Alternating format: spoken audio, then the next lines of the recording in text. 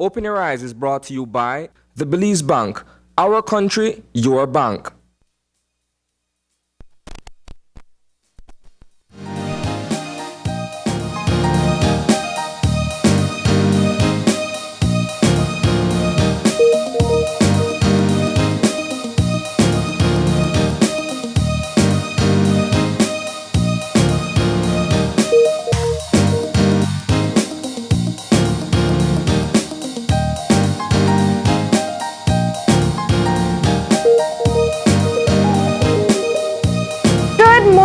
And welcome to Open Your Eyes. Start your morning right. I'm John Palacio. And I'm Marlene Cuellar, and thank you for joining us this morning. It's a beautiful Wednesday morning out. The sun is shining brightly. Marlene, I give thanks for this country that I live in.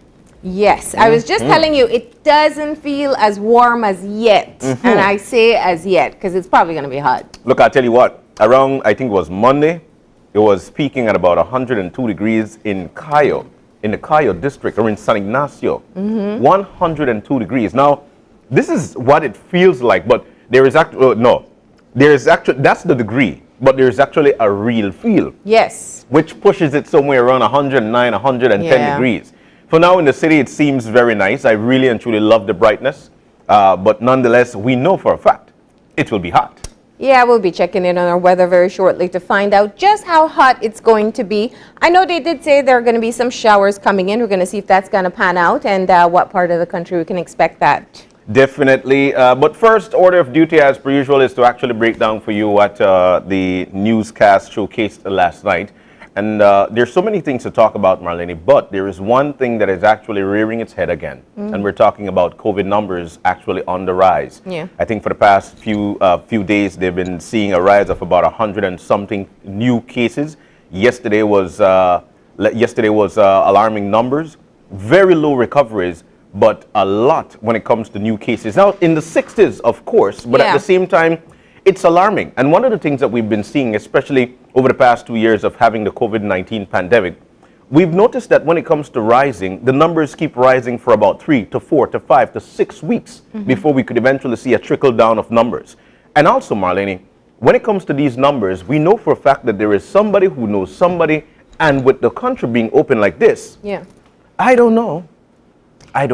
Well, you know, I think, and I really do question, because I think that this new variant that seems to be most dominant is so mild that I'm not even sure people are going out to get tested. And if they do, I know now there's the availability of at-home tests in Belize as well. So some people are testing at home. And there's not a reporting system made that is set up. That is connected to it, yeah. You know, I could test positive and not end up in the system, because I would test at home and then, you know, just stay at home in quarantine. I would stay home to isolate, but I wouldn't contribute towards the numbers. We were as low, I think we were below 15 just a few weeks ago. So it is an increase. It's not as alarming as we've seen before, where we're seeing, you know, far more cases being reported just a few months ago. But I think the early warning that the Ministry of Health and Wellness triggered yesterday is timely, because if we can be able to start to develop that level of consciousness again, that while everything is open, curfews are gone, it still is something that we must be very cautious and vigilant about. Indeed. It's definitely something that we must be cautious about, or continue to be. We've seen what the two years of practice have done, for the most part, for people in terms of going out there and still wearing a mask, even though the mask mandate have been lifted.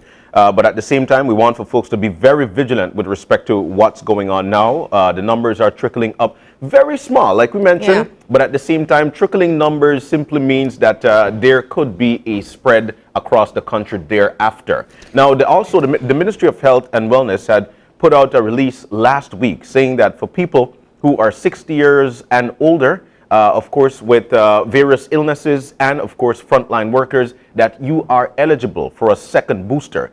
If you fall within that realm, then please go on out and get your second booster. I wish I was in that realm, like seriously, because I know how important it is, and I know that the vaccine works. You know, I do want to just go back to the release from yesterday from the Ministry of Health, just to say that it speaks of adhering to COVID safety protocols.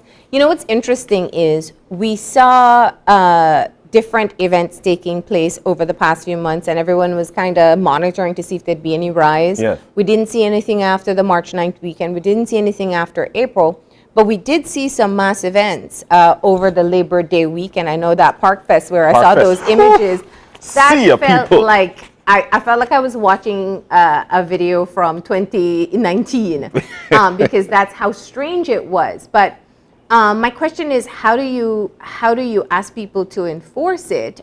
It is a personal choice. It is boiling down now to your personal responsibility. If you want to be in a setting that is that crowded, but you know, it's a difficult thing for anybody, an organizer or someone who owns an institution, to enforce if they're allowed to have these types of gatherings anyway. Indeed. That's you know, and that's the tricky part, because what do they do, or what do we have to do, especially knowing how they've been hemorrhaging in terms of their economic benefit. Mm-hmm. So there we go. The release is up there. But we also know of various countries who their government have said, hey, I've told you exactly what to do. Yeah. I've shown you what to do. Now you're on your own. Yeah. And I feel at this particular point that everybody in Belize are supposed to know what there is to do, especially when you see numbers are trickling up, Marlene. Yeah. Yeah, so that's just a caution that's coming out at this time. And of course, it's hard to believe we are still living in a pandemic. It hasn't been declared over as yet. And we still see some parts of the world still seeing a spike in cases.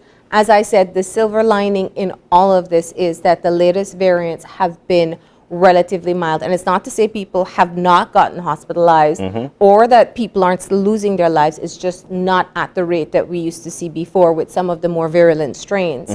But we must remain cautious, because I think we've done enough medical conversations to learn that when there are spiking cases, there's a chance of an additional variant being developed. Yeah. What can we ask of Dr. Baer? What can we ask of Dr. Hidalgo and the folks at the Ministry of Health? They've been telling us exactly what we need to know for the past 2 years, and they continue to learn. Yeah. If they continue to have more information, they pass it on to us, and we dispense that to you. But I echo your call, though, on the vaccination and the booster, because our conversation with Dr. Baer last week, I think we know that the booster rates are not where they need to be. They're less than 50,000. So fully vaccinated at this point is still only 2 vaccinations.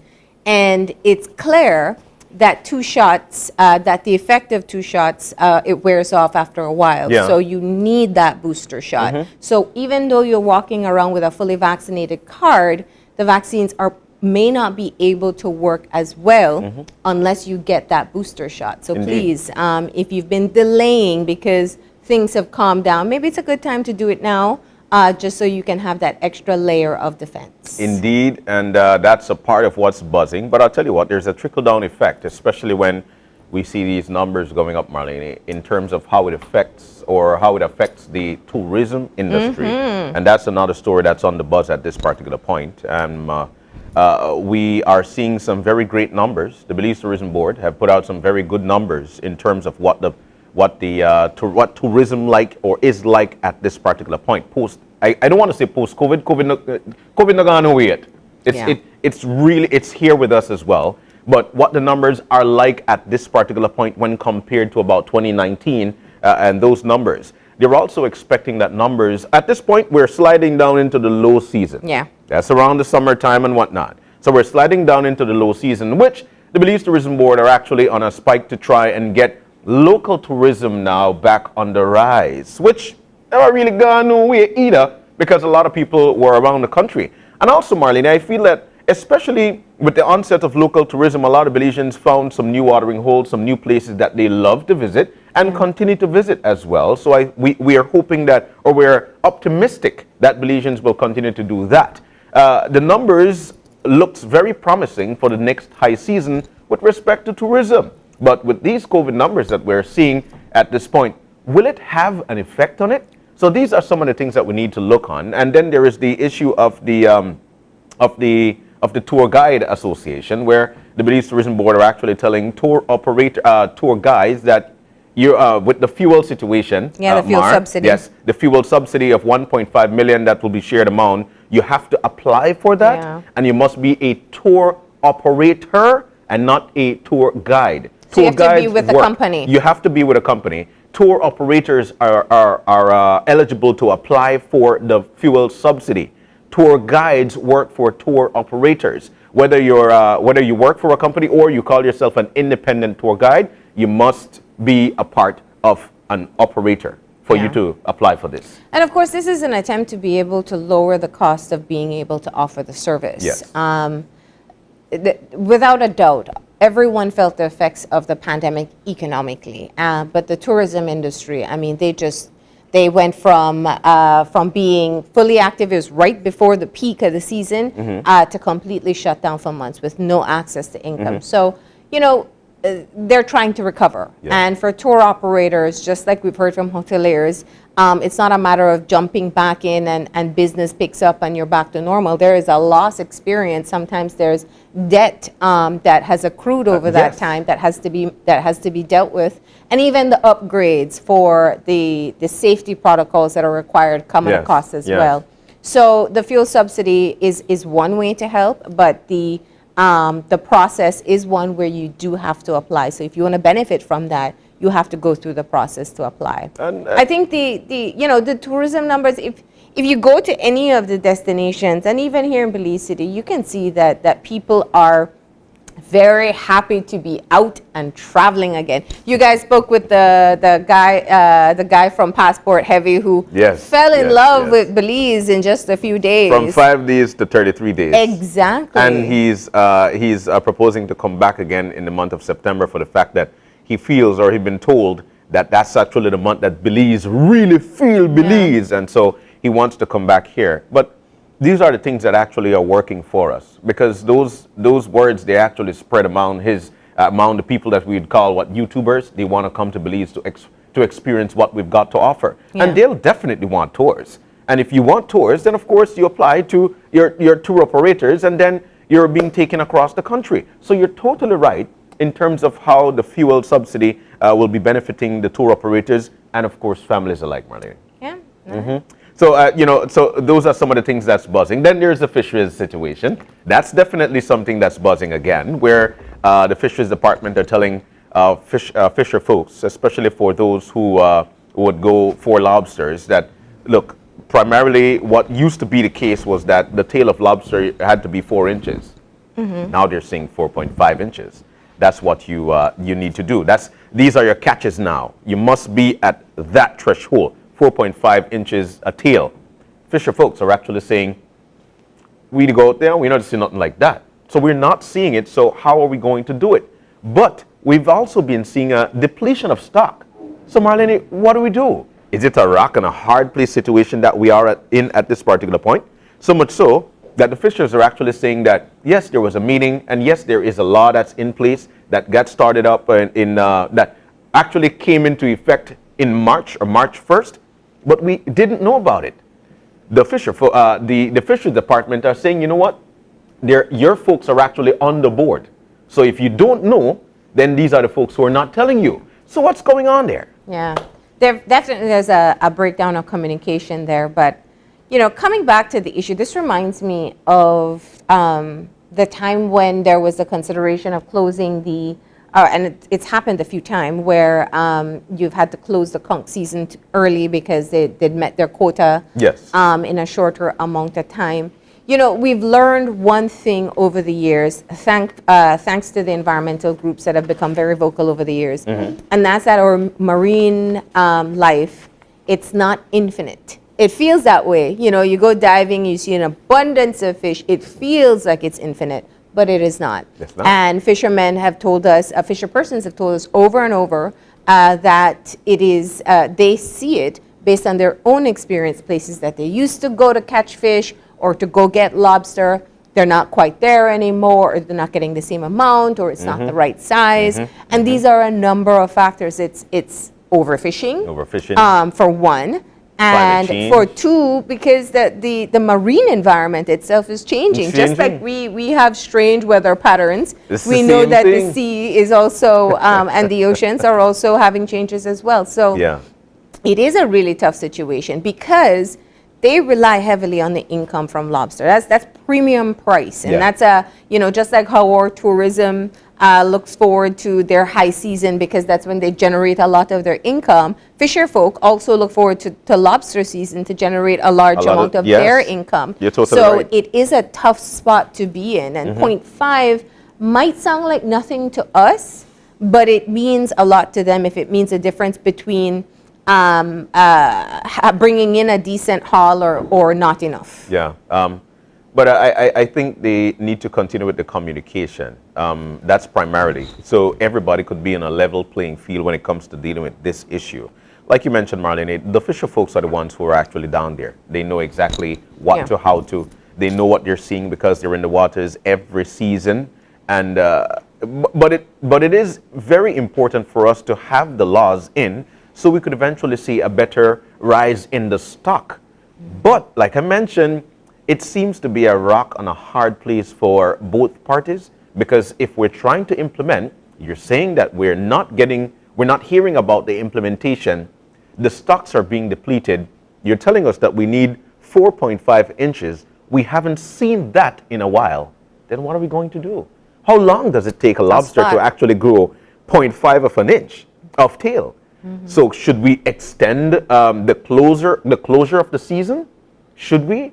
Then there's another trickle-down effect there. So what are we going to do? That's interesting. Yeah. That's a story we are following, and of course, we'll bring more to you about that over time. So that's just some of the stories that are buzzing at the moment. That's right. That's what's buzzing. One of the things that we always tell you, especially following that, is for us to check out the newscast later on this evening, as we'll have some fresh stories on there. If you haven't caught the news last night, then go to our social media page and see what we've got to share with you. All right. Well, it's that time of the morning. We provide to you some additional motivation with the eye opener taken from dailyom.com. All right, and it goes like this. We do not need to suffer or be in misery in this life in order to do well in the world. Many of us have a deep-seated belief that in order to do well in the world, we have to suffer and sacrifice. This commonly held idea stems from a certain mentality inherited from ancestors who came before us, who may have experienced this as true. Beliefs from our own past life experiences can also make an appearance in this lifetime. This is often the way in which false beliefs take hold and don't let go, even though they're no longer relevant. We must all live our own lives in our own time and learn what is true for us, because very few truths prove valid for all people all the time. In order to evolve, it is important that we examine the contents of our minds and hearts and get to the root of what we believe about reality. Generally, our concerns of the moment can be trusted to guide our inquiries. Our efforts will take us one more step away from this energy-sapping belief that we no longer need. I could just imagine, the folks who were born in the 60s and the 70s, mouth long. Because one of the things, and I read this over this morning a few times, and I was trying to come to terms with it. It's hard to not live life, especially from what you've been taught or what you've been shown from your folks back in the day. That is what we do. That is how we rear our children. We know for a fact that at times it doesn't work. We're trying to evolve as a people. That's what we're trying to do.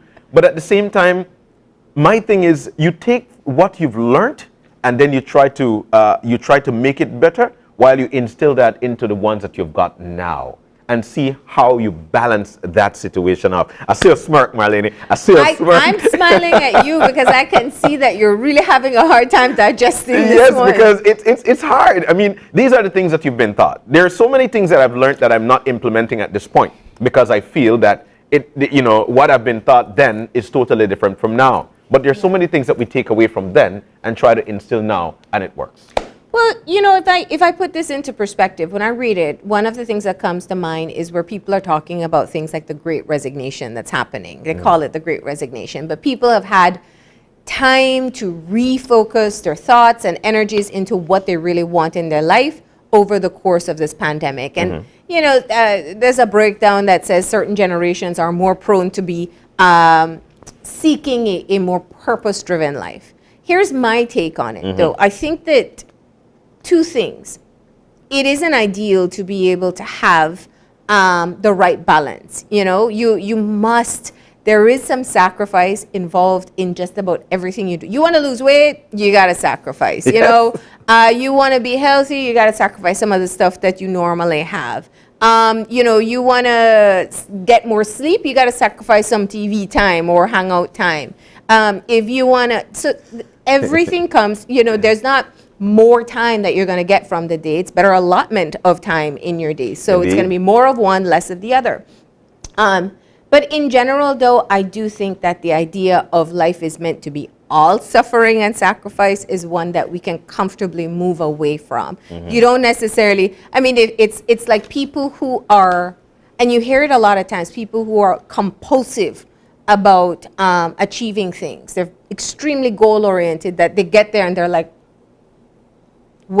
this field, I don't feel anything from this. And we've heard stories like this before. So the idea, so being able to still have some sort of fulfillment while you accept some of the suffering and sacrifice that comes along is the balance that you're going to get. And it's not going to be 50-50, I can tell you that much. No, it's never going to be. It's never going to is. be. I think in anything that we do, there is never this 50-50 thing that we always say. But finally, in wrapping things up, and I think you should have the conversation as well. We do not need to suffer to be in misery in this life in order to do well in this world. All right? So make sure you have that conversation.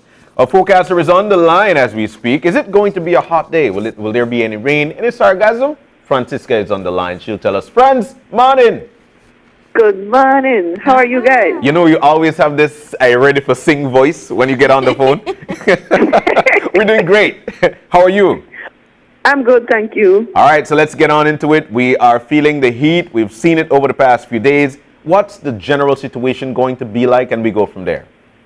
Okay, so we'll see generally fair conditions today. There's a slight change in that the past couple of days, as you say, have been hot and very dry. We're seeing that atmospheric moisture has increased a bit. So we'll be seeing isolated showers for the next 2 to 3 days. So we'll be seeing more shower activity than the past couple of days.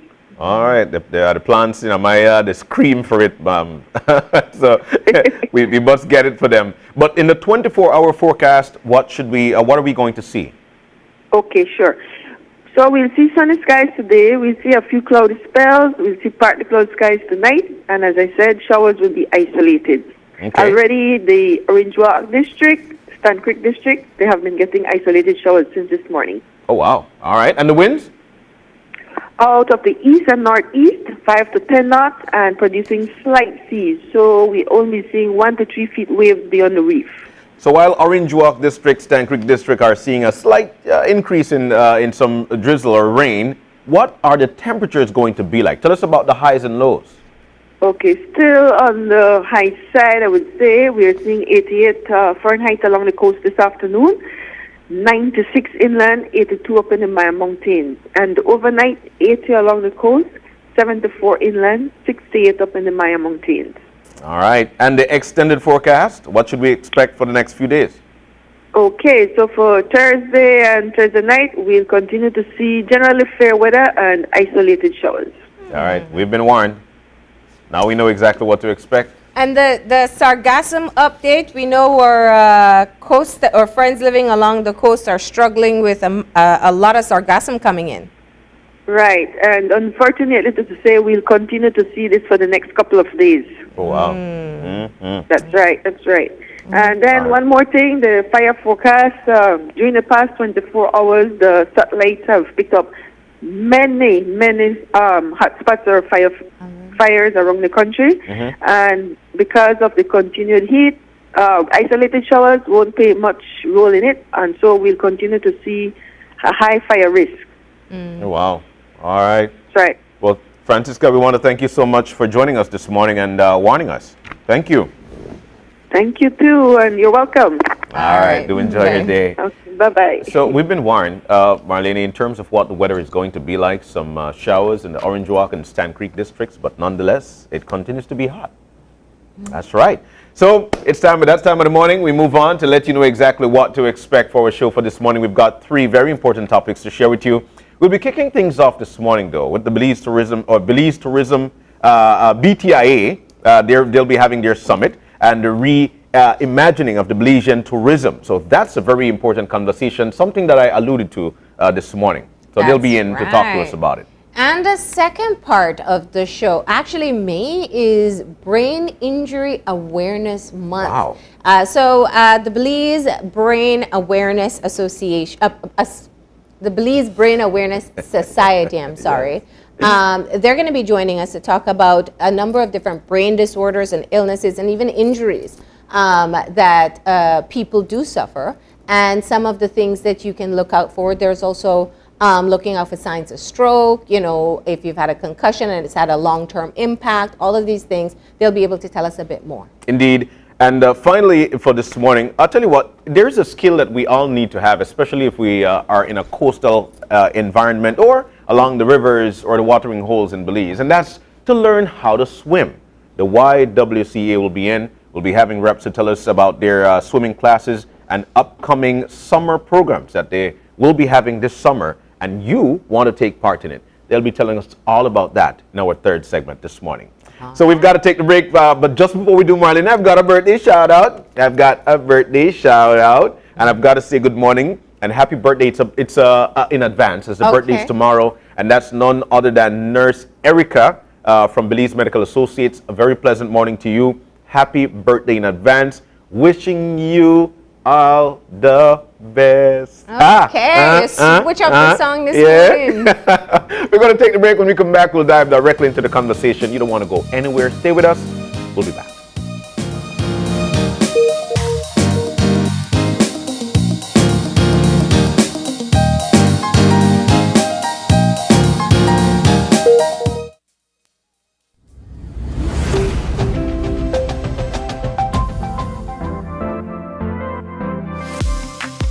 I'm always on the go, and the country is my home. So when I want to get away from it all, I immerse myself with my favorite movies, all from the new Smart Stream app.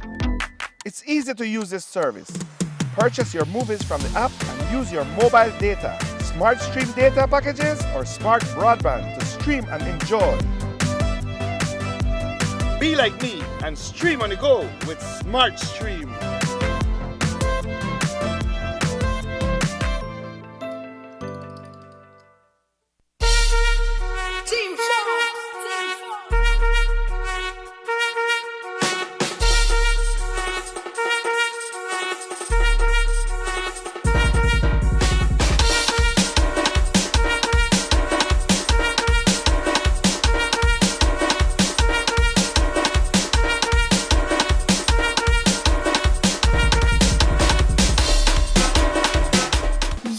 Just got a lot less complicated with Belize Bank contactless MasterCard debit card. Introducing our standard debit and MasterCard Platinum debit cards. Now you can make purchases anywhere MasterCard is accepted with one tap, pay and go. Your contactless card never has to leave your hands, especially in these times. And your card is embedded with multiple layers of security. Platinum card holders get to enjoy extra benefits like price protection, purchase protection, trip inconvenience, and luggage protection, just to name a few. Start enjoying a cashless lifestyle today with the Belize Bank. It's almost Mother's Day, and we all know that moms deserve the best. Show your mom some love with our special deals on selected products.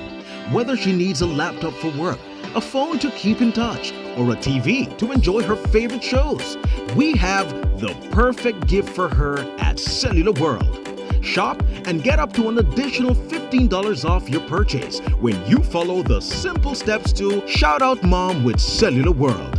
Every purchase gets you a chance to win a $500 cash prize. Moments are worth celebrating. Celebrate Shout out and spoil your mom at Cellular World this Mother's Day. Are you looking for low-cost television advertising? Have we got a deal for you? Advertise on Channel 5's Daily Classifieds. Channel 5's Daily Classifieds is one of the most effective methods for introducing yourself and your business to the community. Use our Daily Classifieds to recruit employees, promote specials, promote your products or services, promote a business opportunity, increase traffic to your website, and advertise items you have for sale. Let us help you to save valuable time and money. Call us today at 280-0013 or visit us at our offices on Coney Drive to discuss how we can help your business grow affordably. Channel 5's Daily Classifieds. Advertise today.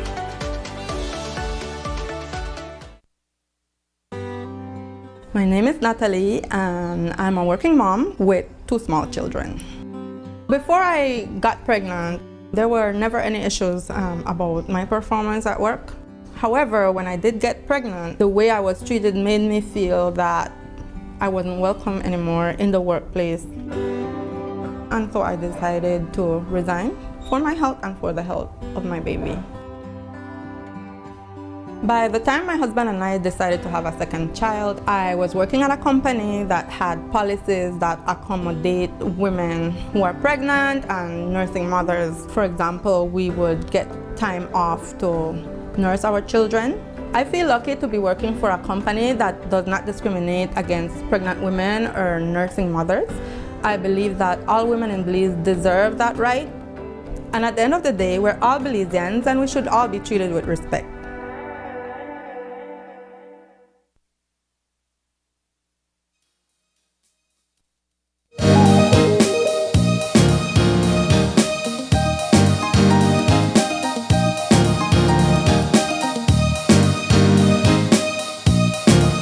And we're back. Welcome back to Open Your Eyes, and we're moving now into our first segment. Now, this one is definitely something we need to tune in for. It's the BTIA and the Belize Tourism Board. There's a summit, actually, and this is Reimagining the Belizean tourism. Now, very important for us to note that local tourism must be something to have within our country. Lynette Canto is the Executive Director of BTIA, and Charlotte Yearwood, who is a lecturer at the University of Belize. They're in to tell us all about it. Ladies, good morning and welcome. Good morning. Thank you. So, why didn't I get the memo? That everybody was going to wear pink today. You're just behind. Oh my God. But let me just say, Lynette, this is your first time with us in the capacity as the Executive Director of the Belize Tourism Industry Association. Tell us about the state of the association at this time. We know that it also had a hard time through the pandemic as well. Yeah. Yes, certainly, Marlene. The pandemic really did a number on the tourism industry on a whole, and BTIA was no exception. So for a while, the secretariat was closed down, and the board stepped in, and they were running the daily activities of the organization. Okay. Several months ago, a decision was made that now it's time to resume and get things back in order. And that's when I was hired as the executive director. I have an assistant, an administrative assistant who is assisting me. We have the chapters in the respective tourism destinations. And so they're a big help in getting things organized and just being a support in general. And of course, I have to say a big thank you to our board, especially our president, because he has certainly been somebody that I can truly depend on in getting things moving, especially as I'm, like you said, still very new to the position. And what about when it comes to the reimagining of local tourism, exactly what we are about to have the conversation about? Is that something that Belizeans are actually into? Is it something that we actually see as important? What are we seeing from the BTIA? I believe that this summit is extremely important. It's definitely the right time for it. So when we were originally thinking about having this summit, we were thinking about maybe doing it a little bit down in the year, since we just got the secretariat back and getting things moving. But the timing is perfect. The COVID numbers have been going down recently. Of course, we're seeing a little spike right now, but the numbers have been going down recently. And countries throughout the world, throughout the region, are now taking a step back, reevaluating, thinking about where are we now? Where do we hope to go? And how do we plan to get there? And we have to be on top of our game as well. There's only one tourism pie that everybody is fighting for a slice of. So if we don't plan properly, if we aren't structured, if we don't take certain things into consideration, we're going to be left behind. So yes, indeed, it's a really good time to have an event like this. And I do think that Belizeans are ready.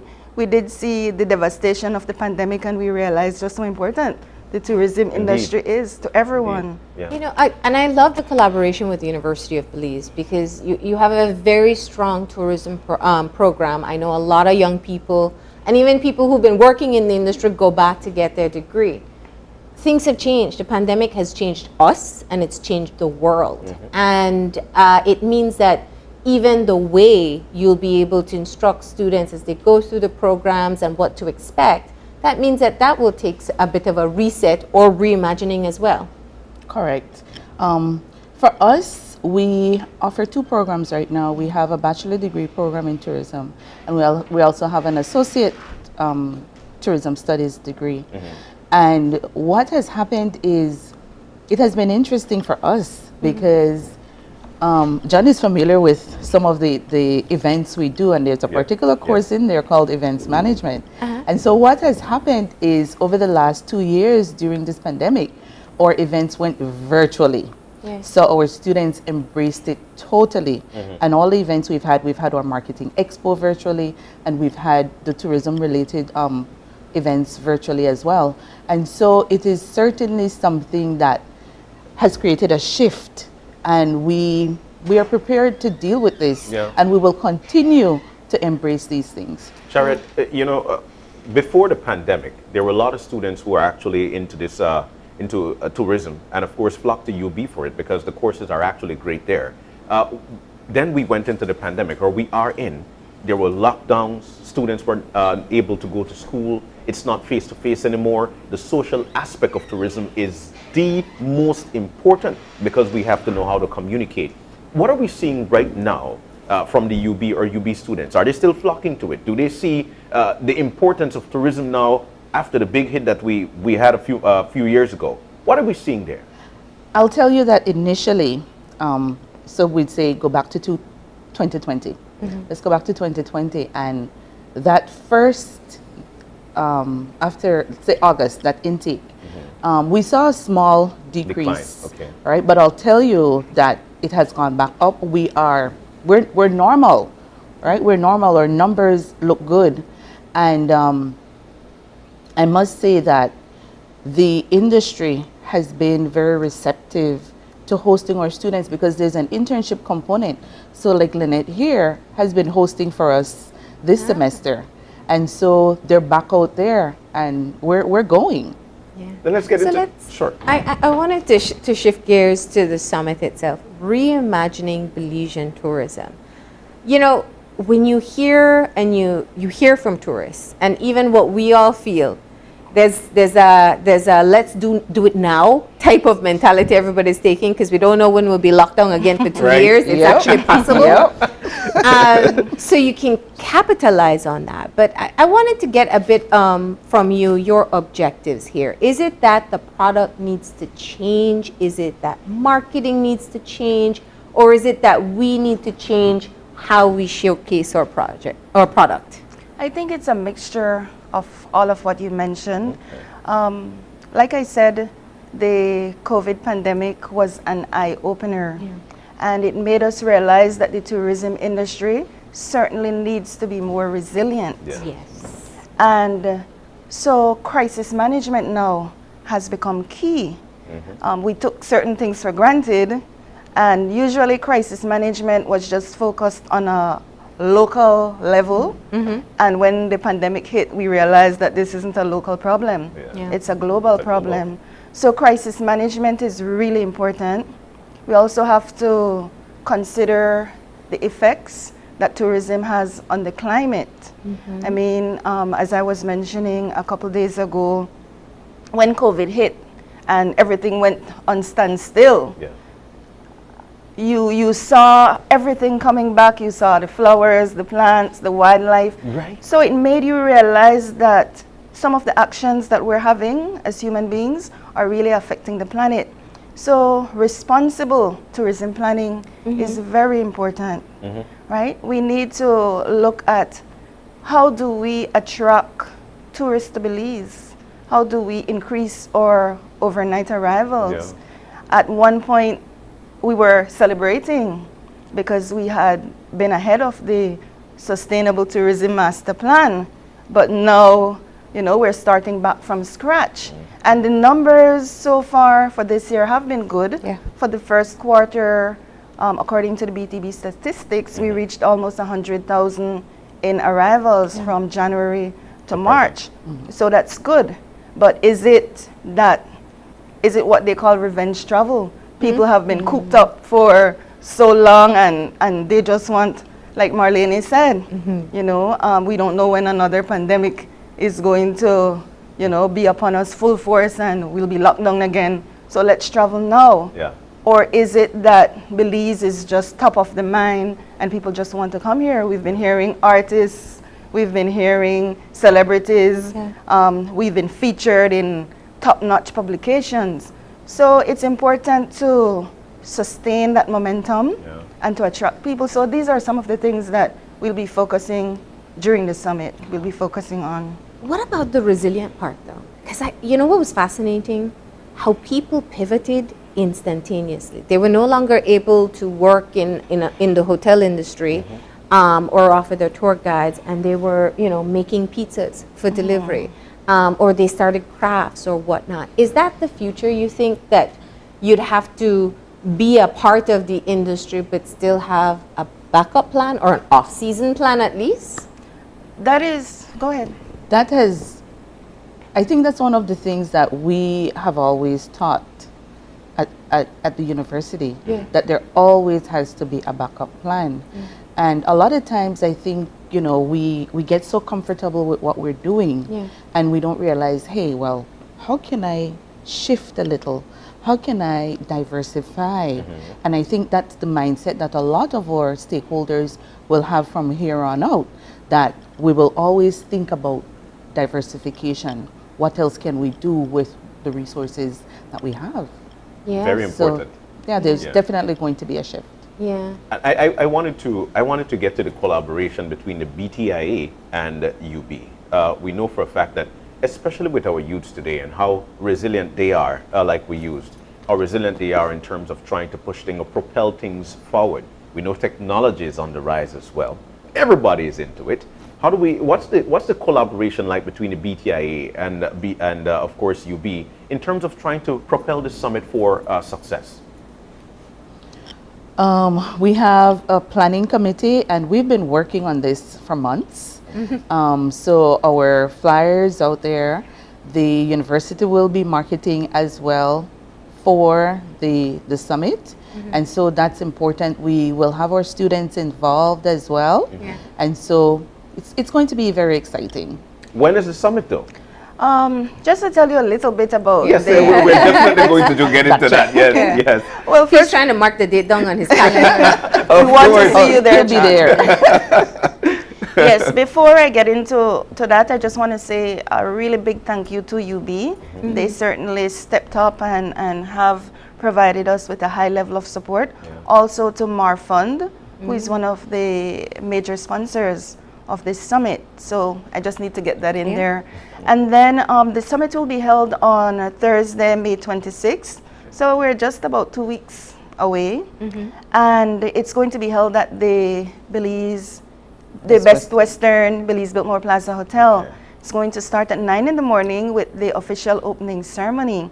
And we're very happy that our keynote speaker will be Mr. Vincent Vanderpool Wallis, and he comes highly recommended.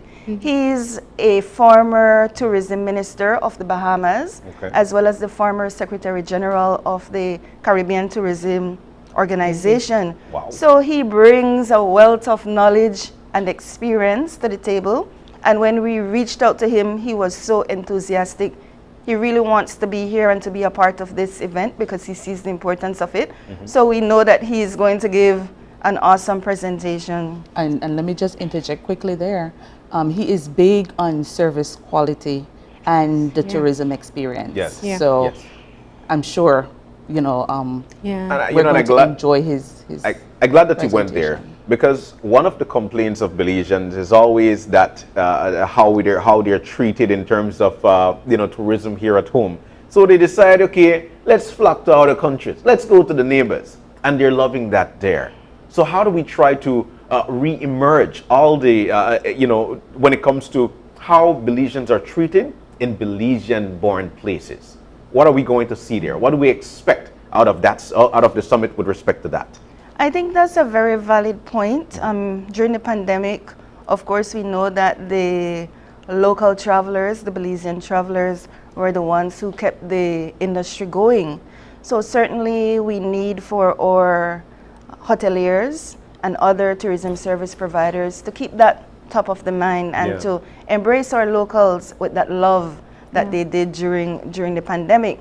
But service quality indeed is very important. People don't mind paying for service, but if you're paying for 5-star service, then you expect to get 5-star service. Yeah. So that's where training comes in.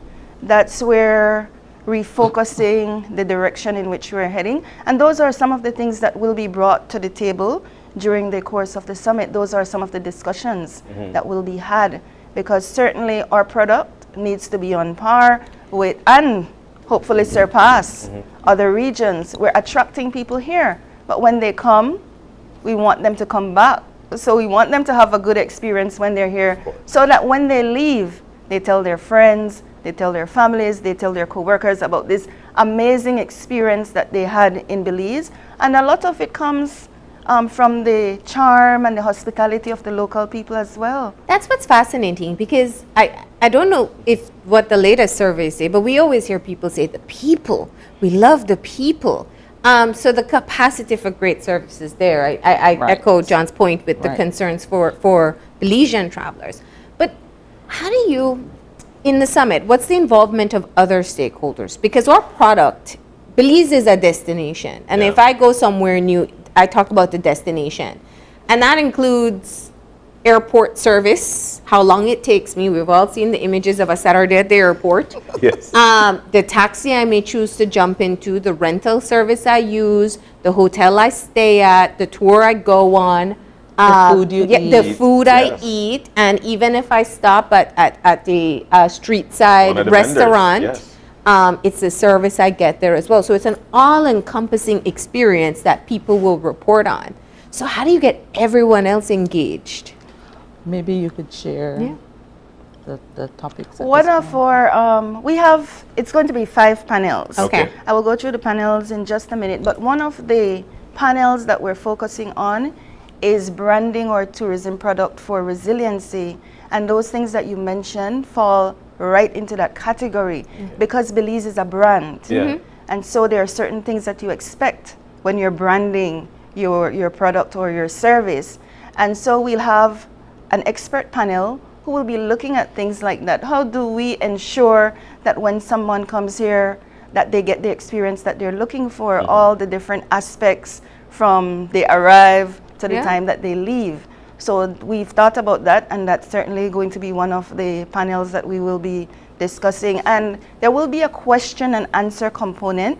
We're expecting our stakeholders to attend, we're expecting the public to attend, but we added in that question and answer component because we want people's voices to be heard. Of course. We want them to contribute to the solution, not just sit back and listen, but also be a part of the solution. Yeah, because they're the one in the front line, so they would have definitely the questions, and then the folks who knows will tell them how to better the product. But you did mention, Ms. Lynn, that you would go into what the rest of the summit is going to be like. Yes, so tell us about that. Okay, I'm trying to find my notes with regards to the actual panels. Let me see if I can remember them offhand. We will be looking at climate change, which is important. And that's big. Yeah. Beach tourism, is it an endangered species? We know that there's a lot happening with regards to our marine resources. So And sargassum. sargassum is a big one as well. Yes. It's a major Yeah. one at the moment. You talk to people traveling right now, they're like, yes, I love Belize, but the smell of the sargassum. Yeah. Stuff. Yeah. And the thing is, it's not just Belize though. Yeah. It's Regionally. the entire region. Yeah. It's That's a taking brand hit new with it. variable that has entered the industry that Right. has to be, there's to be a Right. solution that you come up with. There definitely needs to be a solution because people have choices. Yes. Right. And they choose Belize because of, a lot of them choose Belize because of our coastal attractions. Yes. And if it's no longer looking good or smelling good, then there's a possibility that eventually they will choose They'll move on. other regions. Yeah. Yeah. Yeah. So it's certainly something that the tourism industry is looking at, and it's an issue that has to be dealt with, and we have to kind of treat it like hurricanes. We don't know when it's coming, but we have to prepare Yeah. long in advance. Yeah. Yeah. So that's the approach. And I'm so glad that you went there too, because then we know that the hurricane season is one of the low seasons when it comes to tourism. But it is definitely something that has a great effect or effect on tourism as well. Will there be anything with respect to how the weather, how we deal with things, especially during the season? We didn't have a particular panel that dealt with that, but I think when you look at the climate change and the beach tourism and all of that, those are some of the things that will come up under that panel. Another panel will be Belize City Ports, cruise ports. How many is too many? So we'll be looking at that. Branding or tourism product for resilience. Airport and land borders. Okay. We need to look at short-term and long-term solutions. Like Marlene mentioned, there is an issue when you come into the airport. And if our tourists are there for a long period of time, they start getting frustrated. And by the time they reach the hotel, then it's kind of There's no difficult. changing that mood. Yeah. It's difficult for the person at the front desk who has to deal with Yeah, them because right. they're already in a bad mood. And then we're going to close off the summit with the way forward. Yeah. Where are we going and how do we get there? Yeah. So, And who can take part in the summit? The general public, the BTIA members, of course, get a special treatment. So they get, you have to have benefits to being a part of these associations. Come on, right? So their participation is free. yes. And then others who would like to attend, there's a small fee of $25. $5. And then we're gonna have a buffet lunch, so the fee covers that, and as well a mixer at the end of the event. So so some networking going on in the evening. Okay. And what's the duration of the summit? the summit starts at 9 in the morning with the opening ceremony. The actual panels start at 10. Each panel will be about an hour. We take a break for lunch, we go back. So we're estimating from 9 till about 4:30, 5 in the evening. But I may live in Punta Gorda. I find this very important. Monkey River, I find this very important. Placencia and so on. I might not be able to make it to the city. Is there anything that will be going on online? We have an option. Once you register, you will be able to join us via Zoom. So if you're not able to make it in person, then that's an option for you. And our plan is that, and UB is helping us with this as well, at the end we will be putting together a summit document, which comprises all the major points, action points, suggestions, solutions that were brought out through the course of the summit, and that will be shared with our stakeholders and with the general public as well. And we're hoping that as UB works on updating the National Sustainable Tourism Master Plan, that some of these things that are brought out during the summit will be taken into consideration as well. So that's why we're encouraging people to attend. We're inviting the public because we believe that this is a step in the right direction. We're at the crossroads, you know, determining which direction we want to go in. So This is certainly important. What's been the feedback so far? The feedback has been a very positive one. Yeah. The thing is that we're just putting up our registration link today. Okay. So people will be able to start registering today. But in speaking with them, in the calls we've been getting, in our mixers that we've been having, we know that there's definitely a major interest there. Wow. This is great. Now, and in terms of the online presence, does the fee still apply? Do I pay online? What do I need to do to get more information about this? The fees will still apply, whether in person or online. Yeah. We will be sharing the link, like I said, via our various platforms. We will be sending out via email, posting it on our social media. UB will be assisting us in getting it out to as many people as possible. And if people, for some reason, they want to attend, but they just haven't been able to access the link, they can always call the Secretariat, and we'll be more than happy to assist them with the registration process. I can imagine people are just bursting with ideas and recommendations, or even wanting to share their own personal experience of getting through the pandemic in this industry. So I'm sure there's going to be some great conversations coming out there. Your students are going to be involved as well? Yes, they will be. All right. So they'll hear directly from stakeholders. Directly from stakeholders. All right.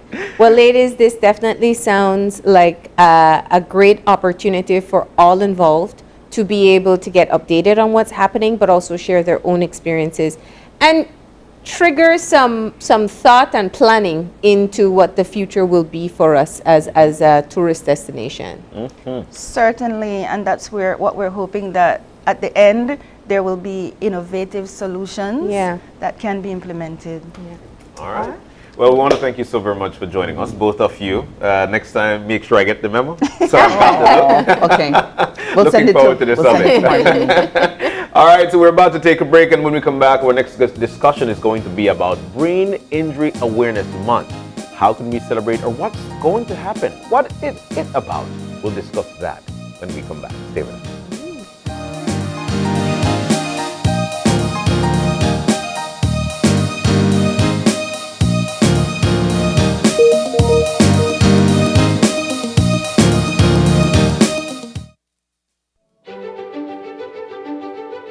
Technology is ubiquitous, and it's transforming how, when, and where we work.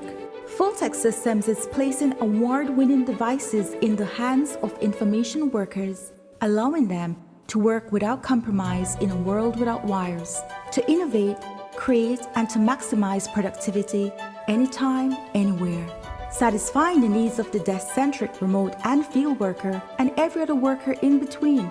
We are providing the industry's best devices to businesses going through the process of digital transformation. Partner with us today to provide the solutions that will allow your employees to work effectively and efficiently to enhance your customers' experience.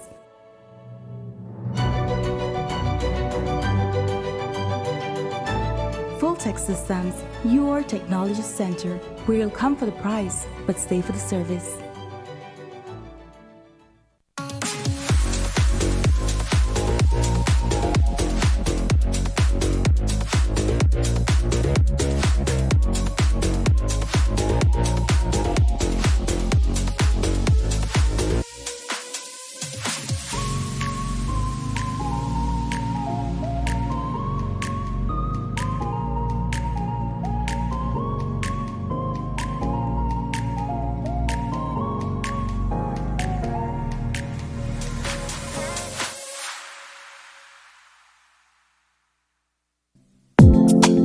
A new government of the People's United Party had a clear plan to rebuild a tourism industry in ruin and to ensure that thousands of Belizeans would return to work.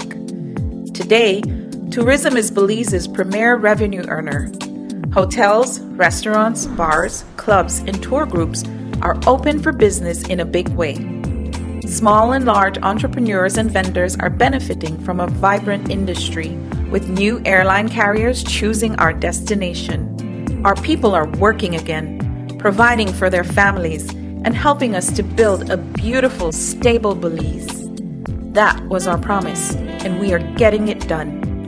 In a year and a half, we have done so much together. Let us continue on this strong record. Forward together, we will continue to deliver on Plan Belize.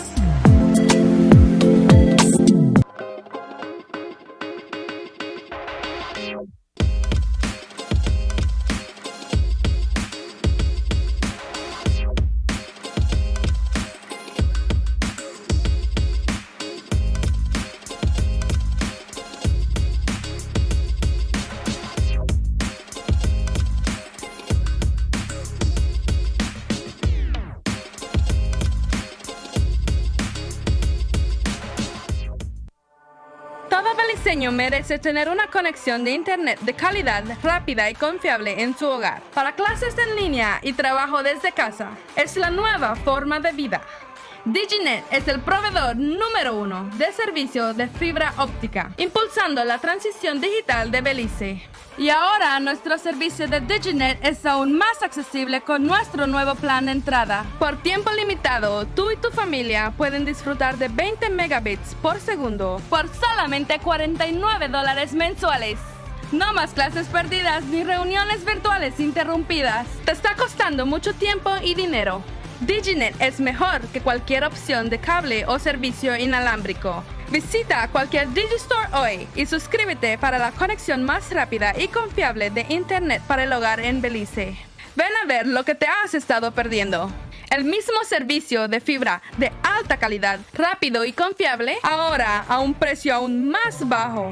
Para más información, visita www.livedigi.com/Diginet.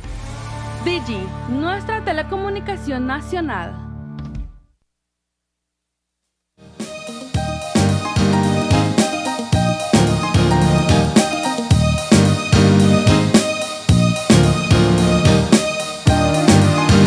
And we're back. Welcome back to Open Your Eyes. And we're moving now into our second segment for the morning.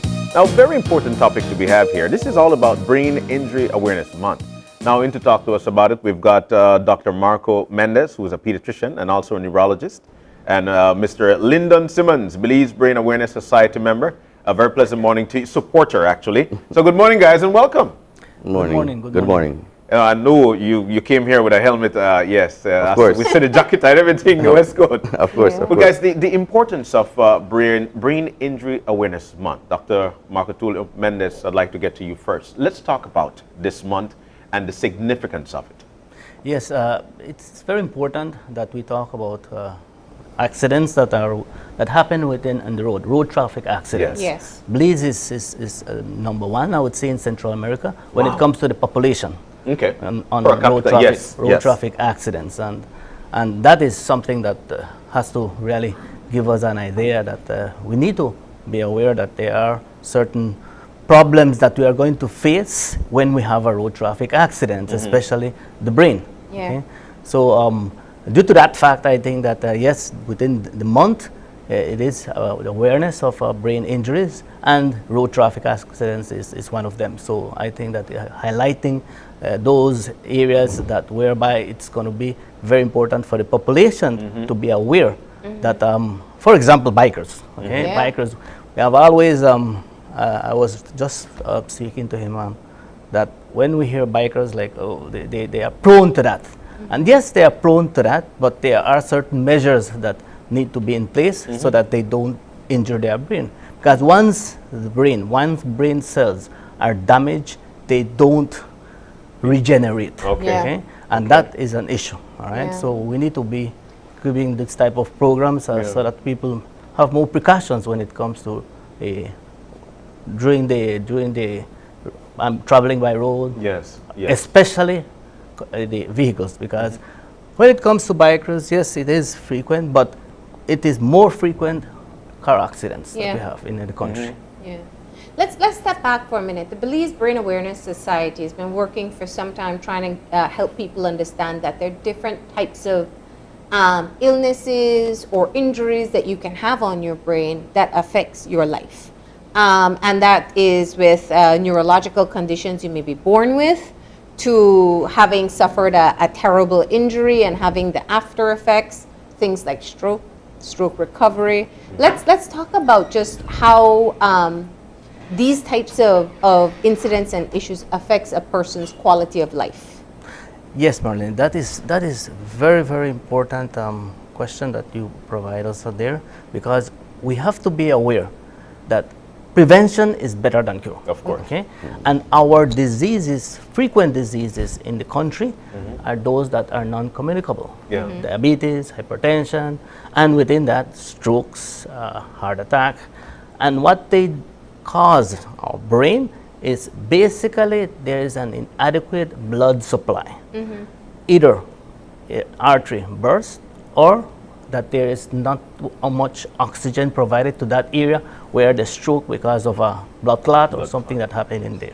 So those are very frequent, but we have to be taking the precaution, the measures that we don't reach to that, because once the area of the brain is damaged, so will be the manifestations that the person could have and complicated for the rest of his life.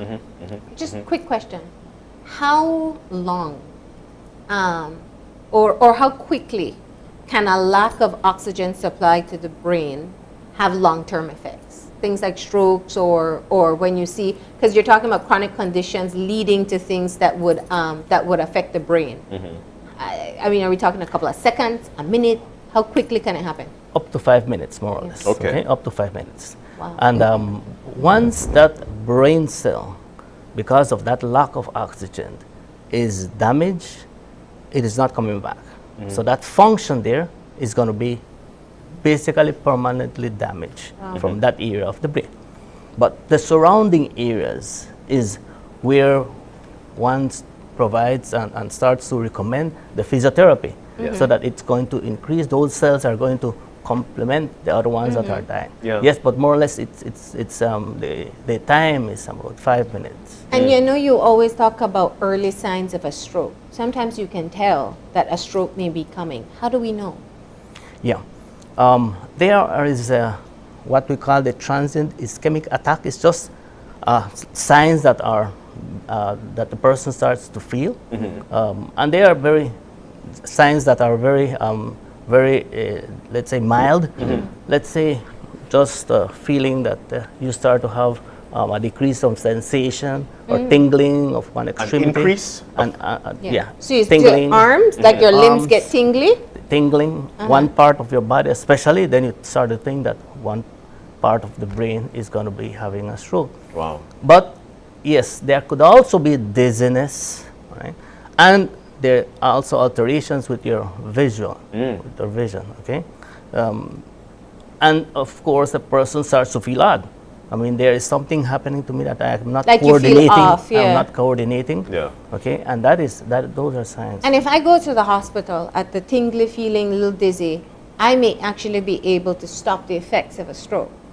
Yes. Early signs. Yes, the early signs. The early signs, and given treatment for that, so that it doesn't get complicated. Right? Especially if you have certain types of factors that are predisposing it to have a stroke. If that person is hypertensive, if that person has diabetes, is obese, right? So those already taking you start to think that this possibility, that this, if he has a heart condition, definitely there is a possibility that that person might be starting to have some signs of a stroke. And the first 72 hours, most of the time, those are the transient ischemic attacks that they could disappear, and that is out. And you could get normal again, but it is already telling you have to be cautious. 72 hours. So you have hours. Time. If you pay attention, you might have time. No, the 72 hours is what we could call that it is a transient ischemic attack, that it is just transitory. Okay. If the person recuperates, okay? Now, when a person has a stroke, there is a period window, is very, very small, 4 to 6 hours. If he has a stroke, you have 4 to 6 hours that area could be recuperated by having medications given to that person. Okay. And you know that it is sometimes very difficult to reach to the hospital 4 to 6 hours, even time. in the States. It's very difficult. Yeah, okay? yeah. Yeah, and we dismiss things like dizziness, like, maybe I need water or I'm tired or something headaches, like all that. of these things. And I wanted to go out because we'll get Lyndon into the conversation, but I think one of the things that we started a conversation and we spoke mostly about the cyclists and the fact that they need a helmet. But I think one of the things that are actually taking the swing with that would be slip and falls in the household. The new age household, everybody wants tile. But we know what happens when you're on a wet tile. And we're not being cautious when we're walking on a wet tile. So we see slip and falls more often, I think, than motorcycle accidents and whatnot. But Lyndon, you're a supporter of the Brain Society, Brain Awareness Society. Yes. What is that like for you? And what are some of the things that you're learning from the society? Well, I'm learning a lot that they support a lot of patients who need aided help when it comes to CAT scan or other medical aids. Ms. Nunes is one of the person who speaks with me, and she always tried to encourage me to learn about the Brain Awareness Society. Their Facebook page actually is one of the stuff that could keep you updated of who all patients been aided. They give you a background of which patient need help. So you guys can always go and look at the Facebook page and also maybe whoever would like to donate or to express any help, you can go there and also help them as well. No, So Lyndon, tell us about why you became a supporter of the society. People think bikers, they think you are a risk taker. You throw caution to the wind and it's all about adventure. Yeah, and it also looks cool. That too. But I mean, so being a part of this group, what was the appeal? It also helps the biker community. It's an association, a community, where to encourage them to wear proper gears, especially helmets. Yeah. You have helmets that are okay to use for not getting a ticket, and also you have helmets that have DOT approved, which is a more helmet that protect your head when it comes to high impact. Yeah. We also try to encourage a lot of motorcyclists to not wear the bicycle helmet. The bicycle helmet have a certain impact resistance compared to a motorcycle helmet. And so motorcycle helmet is more recommended. Of course, everyone will complain and say, oh, it's hot, and yes, but what is more important, the heat or your safety? Yeah. So, and what's the buy-in been? I mean, we've seen some really tragic accidents, and if they don't lead to fatality, they completely change the person's life if they survive, if they have brain injury. What's been the uptake from the bikers in your group in wanting to get the proper safety gear? They do try to find the proper gear. Yeah. So it's always been encouraged to. Of course, like I said, I can't vouch for everyone. Yeah. But everyone works within their pocket. Yeah. Yeah. Guys, you mentioned some stuff that we are risk takers. Yeah. Which it is true. I'm saying that's what people assume when they see you. Yeah. It's risk taking, of course, because when you're owning a bike, everyone says, "Oh, they'll just get your car." Just get your casket. Yeah. Yeah, but it's not that. The bike in a whole is a pure adventure. It's a whole new adventure to express and see what Belize offer, because Belize have a lot of places that you can visit. Yeah. And of course, it's cheaper to travel compared to vehicle. Of course, but they have because no AC, you got natural air. no AC. You'd be surprised that the atmosphere from Corozal, Orange Rock, Belize, Cayo, and going down along the district of Dangre and PG, man, you will be amazed that the smell is different. Yeah. What? Yes. Yeah. You'll be amazed. The vehicle take away a lot of stuff compared to the motorcycle. So Yeah. I never thought about it, but some of my friends and also my wife, she expressed that there's a different smell compared to each district, and I said, what? And then when you start to travel as often, you said, oh yes, you're right. That's true. Wow. Yeah. Imagine the hummingbird. Did not know that. I know there's a smell when you pass the citrus farms. That one I know. Yeah. Hummingbird is a very good road to actually ride, and it's actually a more uplifting ride as well. It's a self-therapy when it comes to riding. So. Yeah. Wow. But this is big to have the bikers group supporting the Brain Injury Awareness Month. It shows that you love riding your bike, but you also want people to be cognizant of safety. You're doing a bikers rally too? Yes. It's a ride, I'm sorry. It's a ride. The Brain Awareness asks the bikers to support the cause to create a fund for support of some couple patients. The first time we tried it, it was like a 2 to 3 weeks notice, and it was quite successful because we had 30 bikers came to ride from Belmopan to Belize. And we rode from there, and we end up at BTL Park, which it will be the same place again this Sunday. And it was a quite adventure, something new. And hopefully, like what Ms. Nunes said, she said that it could be more bigger and better, like how the cross-country cycling will be. So I said, okay, well, we will try to support the cause. Yeah. So, Wow. And it's not a race. It's just coming Just a out ride. and having a ride along with other people who enjoy it as well. yes, that's right. And everybody will have on helmets. Of the, course. the proper safety kind. Well, like I said, I wish I could say yes, but if I do say that, I will lie to you. Because What's the like difference in the cost? Yeah.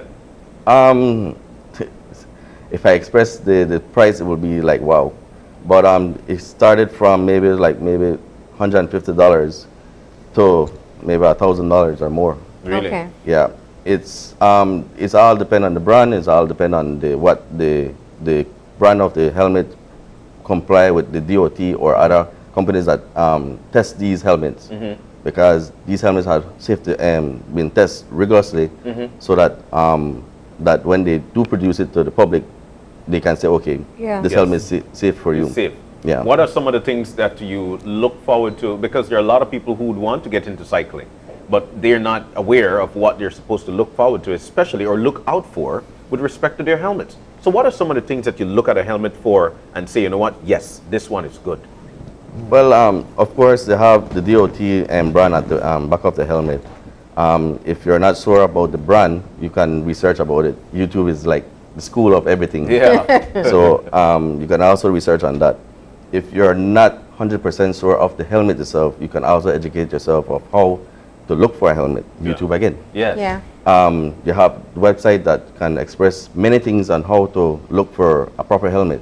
So I would tell the public, try not to limit yourself, but yes, I understand that the pocket is there. Yeah. I had a friend who told me one time that he said that I prefer to spend $1 million for my head.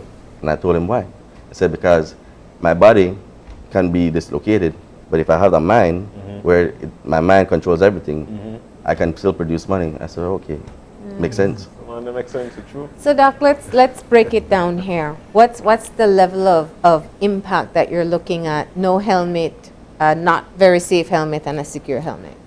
Well, the damage will depend on the severity of the lesion, of the impact. Okay, because as we were just talking just a little while ago with respect to your relative, he had a concussion, right?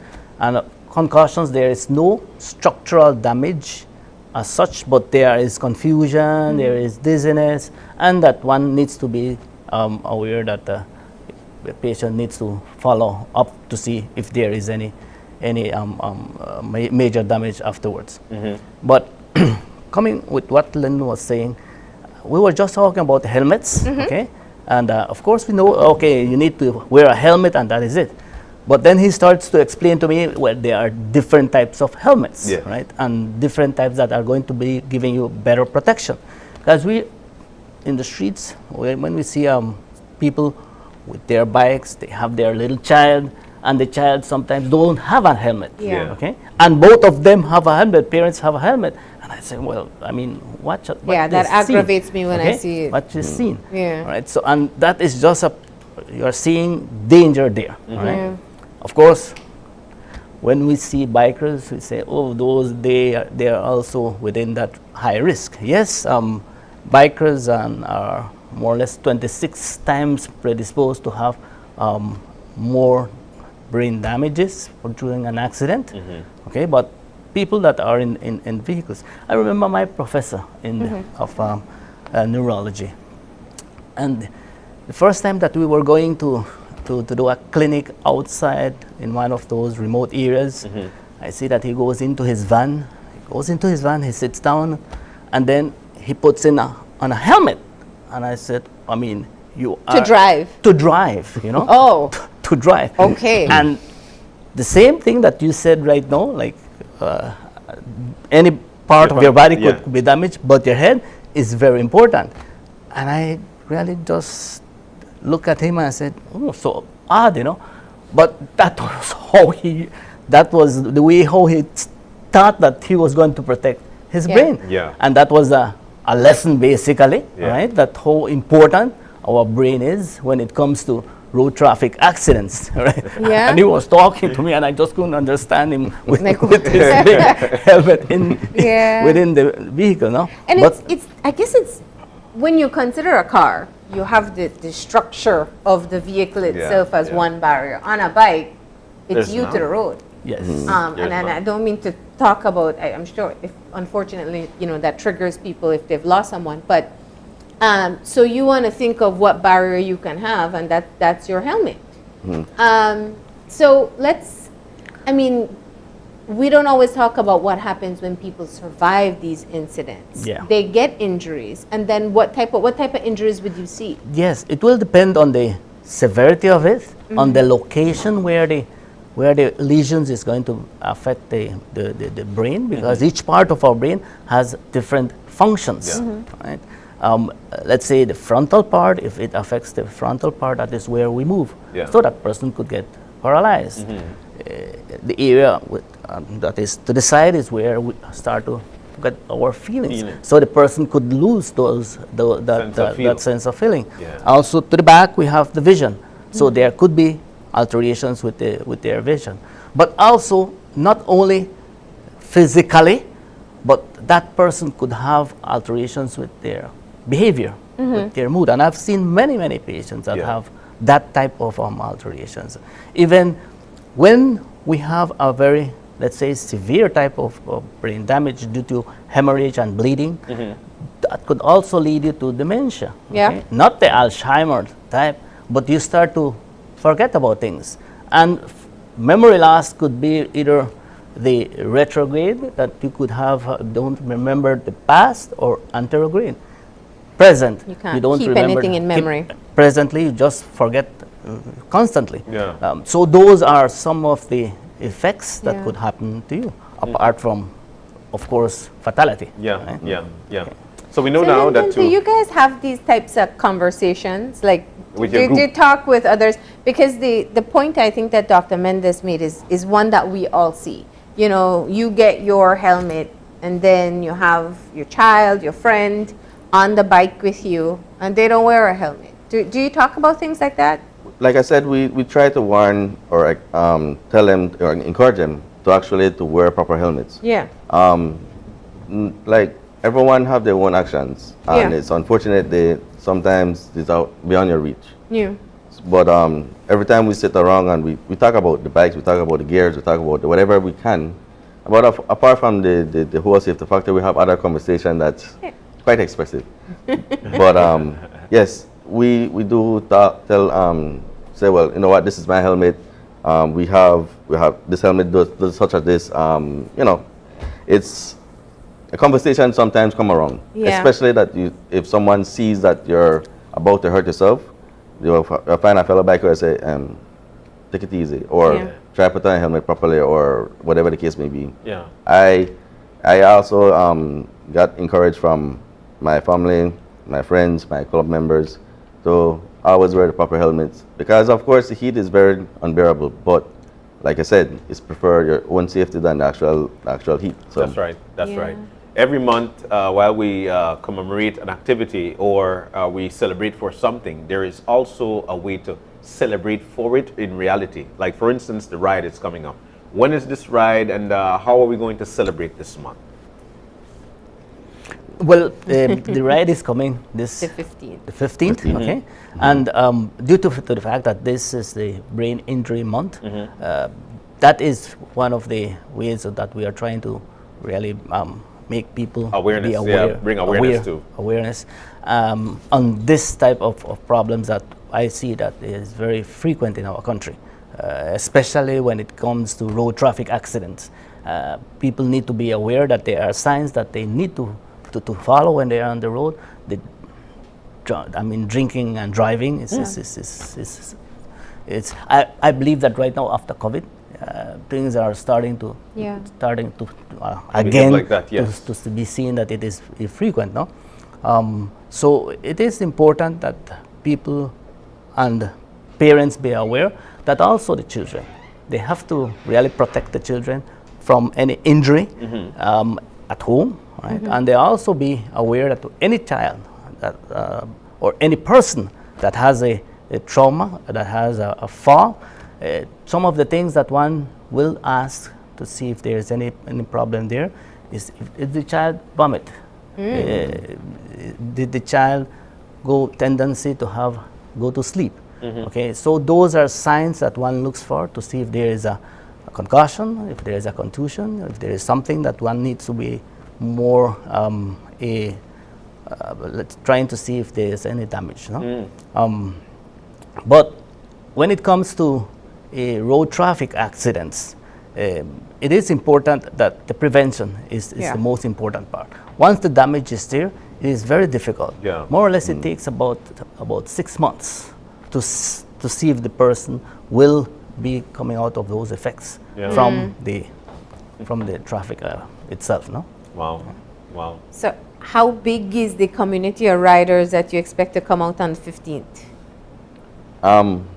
Well, I can express that they have some couple of clubs at Corozal, Orange Rock, San Ignacio, Benque, PG, Belmopan. We have a good network, I would say. Okay. And it's a fundraiser. It's to help to fund, I know, CTs for persons who do get injuries. A CAT scan, a brain CAT scan can cost how much? Up to $400. Yeah, 400. Right. Yeah. Okay, so clearly not everyone will be able to meet those types of expenses, so this helps the association to offer that to people in need. What's the registration and how can people register? All right, when it comes, if you're riding alone, it'd be $25, and if you have a passenger with you, it will be $35. Okay. The price involved with a patch, because we bikers like to have patches, like scouts. Like Captain Rabbit, and I see a flag. Yeah, we have some quite amount of patches here. Yeah. The patches. So that's a safety patch that you wear most proud, right? Yeah. I have a patch here for the scouts where we attend one time, and it was a quite interesting scout event. Yeah, we bikers like to go into events whereby we support it, and also to receive a patch as a memory, because sometimes I forget which event we visited. Okay. And when the guys say, "What's that patch?" It's like, "Oh, that came from Cozumel, or that came from Playa del Carmen." Yeah. And then they started jogging memory with a lot of stuff of what you had done Great in the memories. past. Yeah. So, but yes, the price is there to actually support the CAT scan. And we ask the public to, if you would like to try help. Okay. The event is open to the public. People say, "Oh, it's only for the bikers," but it's for the public as well, to be entertained, and also whatever the Brain Awareness Association can offer. Yeah, yeah. So it starts at 12 o'clock. Is that 10? We leave at 10. We leave at Belmopan 10. So you leave Belmopan 10, and we're traveling down until we reach the BTL at 12. Okay. And then there's stalls there set up. Yeah. Wow. Yeah. And then everybody will be posing with the bikes. Oh. but really, the cause is very important. Yeah. Right? Okay. I mean, it is. We know that any problem of the brain, when it comes to treatment, it is expensive. Yes. Right? CT scans are very expensive, Surgery. and the association, the Brain Association, has been doing a very, very good job. We have had up to 5 children right now that we have sent for operations. And those operations are very costly. We're talking about $20,000, $30,000 US. Yeah. So they have been doing a very, very good job that we try to see that we give the support to them, and of course make people aware that there are certain things that we need to prevent, so that we don't fall into those danger time in our life, right? All right. All right. We want to thank you guys for joining us. You know, it's important to have these conversations, and this month is actually Brain Awareness Month. Thank you guys for joining us this morning. Dr. Mendes, and of course, my good buddy Trev, all the best to you guys. All right? Thank you. We're going to take the break, and when we come back, we'll be chit-chatting with a rep from the YWCA. Learn to swim. Summer is coming up. It's hot, so why not? We'll tell you about it when we come back. Stay with us.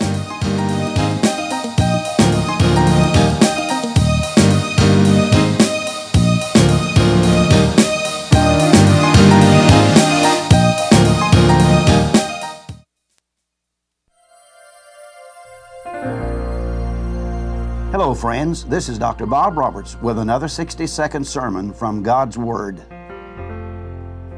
The Bible says Pharaoh summoned Moses and Aaron and said, "Pray to the Lord to take the frogs away from me and my people, and I will let your people go." Moses said to Pharaoh, "I leave to you the honor of setting the time for me to pray for you and your officials and your people, that you and your house may be rid of the frogs tomorrow," Pharaoh said. Israel had been in Egyptian bondage for over 400 years, and God now hears their cries and raises up Moses and Aaron to go and deliver them. To do so, Pharaoh had to realize that God was greater than all the gods of Egypt, and so God sent some 10 plagues upon them to ultimately prove His superiority. The first plague was one of blood, and the second was a plague of frogs. There were frogs in the kitchen, frogs in their beds, frogs in the water, frogs everywhere. So finally Pharaoh called Moses and Aaron and asked them to pray for God to take the frogs away. Moses gave Pharaoh the honor of setting the time, and Pharaoh said, "Tomorrow." In other words, give me one more night with the frogs. How strange that when God would say now, that Pharaoh would say tomorrow. But are we not often equally guilty of the same delays in our lives that affect our eternity? We're famous for what we're going to do tomorrow. The Bible says today, when you hear His voice, don't harden your hearts as Israel did when they rebelled. Accept your deliverance and refuse to spend one more night with the frogs. Today's 60-second sermon has been presented by Christian Foundations of Faith in cooperation with the Baptist churches in your area.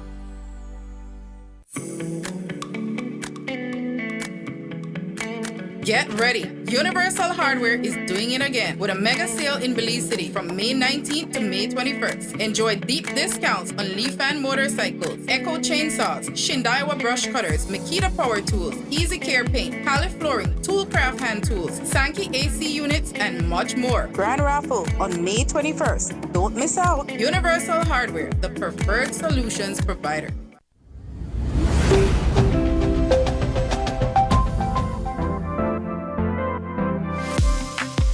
I'm always on the go, and the country is my home.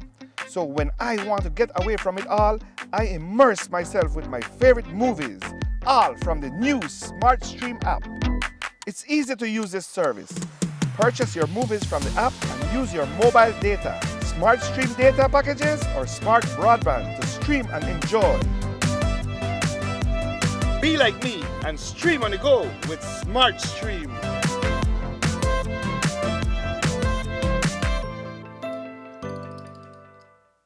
Hola usuario de eCash, la aplicación eCash está disponible en español.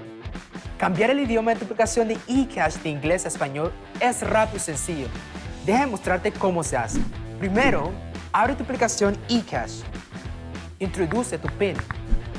Toca el icono More en la parte inferior de tu pantalla. Selecciona Security. Selecciona Language. Y luego selecciona Spanish. Vuelve a introducir tu PIN y ya está. Tu aplicación de eCash está ahora en español y puedes seguir disfrutando de tu cartera digital eCash. La aplicación eCash de Belize Bank te hace la vida más fácil.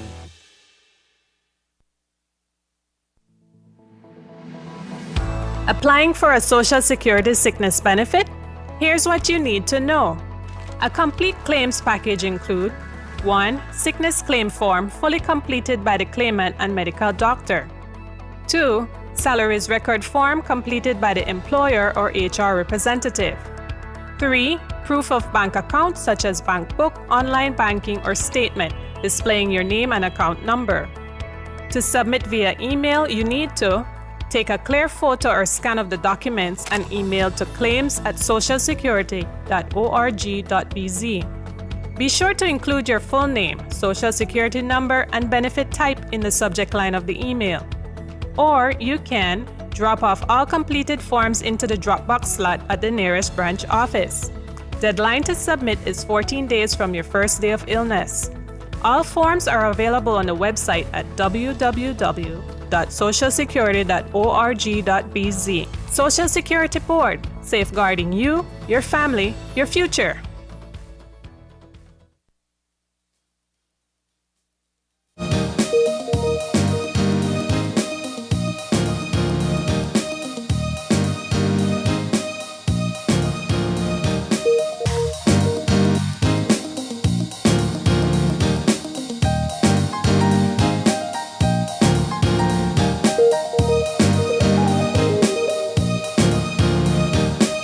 And we're back. Welcome back to Open Your Eyes, and we're moving now into our final segment for the morning. Now, this one is all with the Y. The YWCA swimming class is an upcoming summer programs that they always have. They've got a lot of stuff going on. But Leah Brown is in with us. She's a program coordinator at the YWCA, and Melvin Armstrong, who is the swimming instructor. So, guys, good morning. And welcome. Thanks.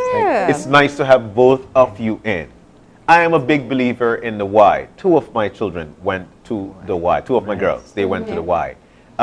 Let's start there, and the YWCA and what it offers. Yeah, so the YWCA just celebrated our 66 years of being open in March. And we are targeted towards women, youths, and even men we're open to in supporting our community.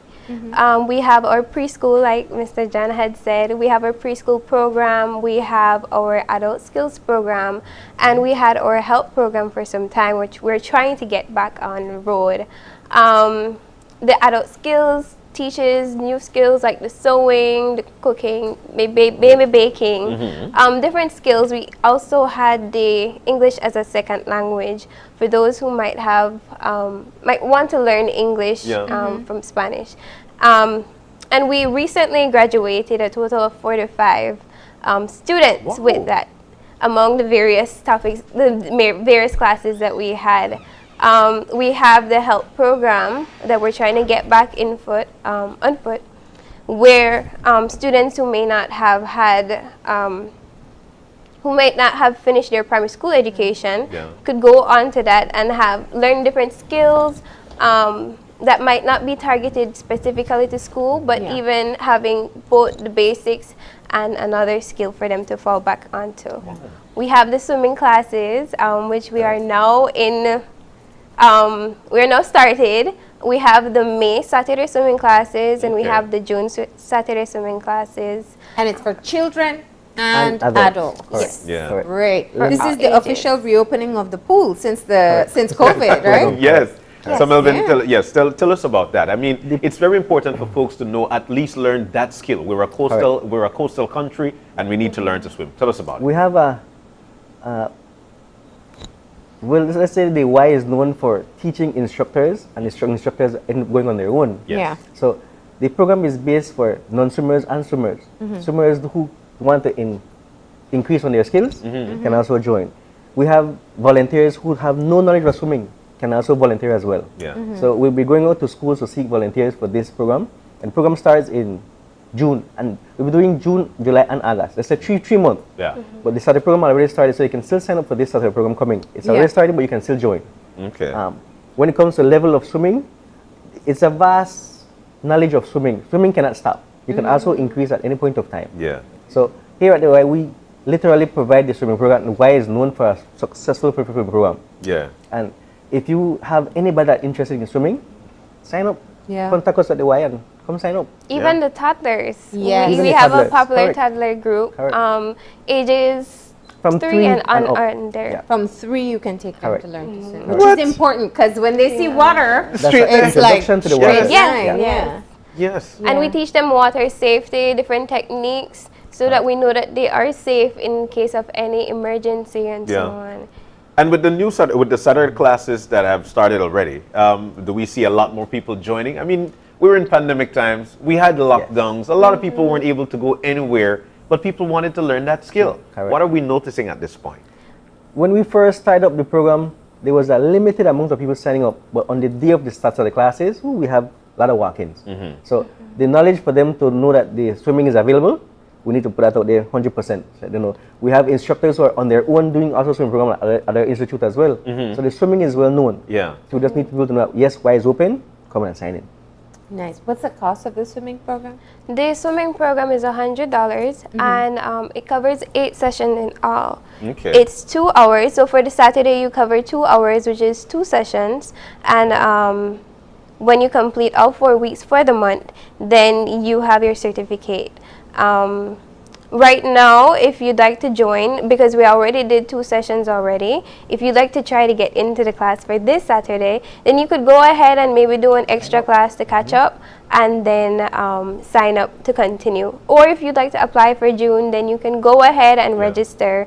We have an online registration we're trying to get out on our social media, both on Instagram and Facebook, to learn how to swim. The summer is coming up. Easter just passed. We're all about going to Keys and so on. Even the river, you know, I think when we think of water safety, and we see how sometimes there are these tragic incidents where people drown because they don't realize the depth of the water they're going into or the current that it may have. Learning some basic skills can be a matter of saving their life. Correct. Yes, 100% that's agree. so correct. So Melvin, what are the I don't want to say do's and don'ts, but what are the when you learn to swim, the first thing you need to do is what? And I'm asking this because there are a lot of people who might be skeptical. Or how I learned to swim back in PG, they shove you off at it. Yes, they just shove you up and say you knock yourself out. So what are the do's and don'ts of learning to swim, and how do you start? For me, the oldest person I've taught was a 75-year-old female, and her task was to go across the pool and come back, saving herself. Her fear was holding on to the edge, entering the pool. The first step is to listen to the instructions. These instructions are simple and easy. We start by teaching bobs, then the glides and the strokes and the techniques follows afterwards. But it's an easy process learning how to swim. Most adults have the fear of swimming because they don't know, and that's what they hold on to from not learning how to swim. Kids are different. You tell them to jump, they will jump. So they're open-minded. You tell them, don't jump, because they jump without you giving permission. Correct. So it's not hard to learn to swim, and it's never too late to learn to swim. And even if you're a poor swimmer, you can become a better swimmer. By increasing your skills, correct? Correct. But it's very tough, especially with cardio. How do you balance both? I mean, you have to learn you move your entire body. It's the same thing as going to a gym. At the ending of some classes for the adults or for the advanced swimmers, we do increase on laps. When you finish your laps, well worked out. You literally burn calories during the workout session. And let me just add, I've taught two kids that had breathing problem, asthma. And within the ending of they said the first or second month, they have increased their breathing capacity. Yes, correct. They have increased their level of finding trouble breathing. One of them even had an asthma tube. They didn't consider as the pump. They stopped using that as well. The swimming actually helps literally physically the body. That's great. No, it's great exercise, and it's low impact exercise for people who have joint problems as well. So you also have adults in your class. Is it mixed or you separate them? We can mix depending on the amount of people we have within the class. We do have adults that does join the class, which is the same level that the kids in. But we do separate them. If we have like 7 or 8 adults, we would separate the class. If you're swimming, let's say we have 13 kids and 1 or 2 adults that don't know how to swim, they're at the same level, so we teach them the same material. So as a master swimmer, let's say you're in a river and you feel a current, or you're in a sea and you're in the sea, you feel a current. What do? The knowledge is to go with the current, not against the current. That's right. So, like I said, when you do a swimming program, all those information are part of the program. We provide those as well. Oh, this is great. All right. Now, I mean, I think, one, it's great to see activity at the pool again. Kids especially have an opportunity to get active again. And swimming is just one of those skills that, you know, if you can make the investment for your child to know how to handle themselves in water, that's worthwhile. It is. And there are a lot of people who actually want to use that as a form of working out, just to stay healthy. People might say, I don't want to go running because I hurt my knees. I don't want to go to the gym because I hurt my joints or whatever, or I might twist my back or whatnot. Swimming is actually a great way to work out. Can you elaborate on that? That would be great. You could become a member at our YWCA, and then you could pay the membership fee and you have access to the pool whatever time for exercise, for whatever different activities you might want to do. You could become a member of our YWCA pool and use it for exercise, like you said. Wow. Let me just add, we're trying to launch a swimming team for the Y, whereby we're having different schools, but this is we'll be on the table soon. We're trying to get a swimming club from each high school. Yeah. So each high school have a swimming team. We have them having access to the pool, train them, and within, let's say, every 6 months we do a competition within each school. Yeah. So that's one of our aiming that we're trying to get for this coming year as well. Yeah, and I think that would be a great onset. Back in the day, TCC again, there used to be Water Sports Day at 1 Mile Beach. And I think these are, and I think these are the things that needs to come back, indeed. Yeah. And then you got that team, you could represent your country. Correct. I would like, that's one of my aim. If I could see Belize sending out members out to the country to represent Belize. In swimming, we have martial arts, we have fencing, we have football. Football, basketball, Where is the swimming? Where is the swimming? No swimming. So that's one of the aim I would like to see Belize step up on. Swimming. Yeah. And we're so naturally athletic. We have some athletes that are naturally athletic. There may be a master swimmer somewhere in this country that we haven't discovered as yet. All right. So that's just on the swimming classes. Ledo, I know the YWCA has had a lot of programs that had to go on hold due to the pandemic as well. As you talked about the Helping Early Leavers program, you're trying to bring that back. What's the community support like at this time? Well, we've had a lot of community support. We have the businesses who are reaching out to us and asking to, partner with us or how they can help us. And we really appreciate it. We're trying to get different programs to reach out to our community as a result and have them come back to our pool, our programs. I must add, while we're still in the pool has public access on Saturdays and Sundays from 10 a.m. to 5 p.m. on Sundays. And when we're not having the Saturday classes, then we'll have in the afternoons. So if you just like to come swim, then we still have that open. But the other programs that we do have, we appreciate the community coming out for the helpers, early helpers, early leavers program. Brain freeze. Yeah, we have people still reaching out to us because the COVID has struck all of us, and our education has been put on a hold for a lot of people, and they'd like to come back, just to see what they can do to bring back their skills, whatever businesses that we try to encourage entrepreneurial skills for those young women who become a part of our programs, and well, that's our main goal for 2022, to put everybody back on their foot as we are trying to put ourselves back on our foot.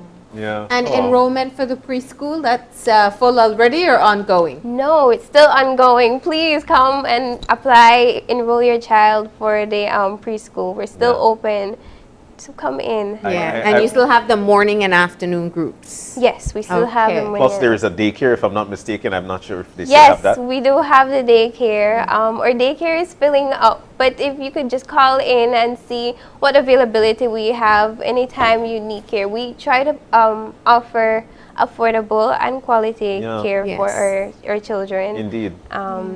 So the daycare is another option if you'd like to have your child apart. We have also, to fundraise for daycare, we have a Chatham excursion towards the ending of May on the 28th. Oh, wow. So yes, we'll be also posting that on our social media as soon as we finalize everything.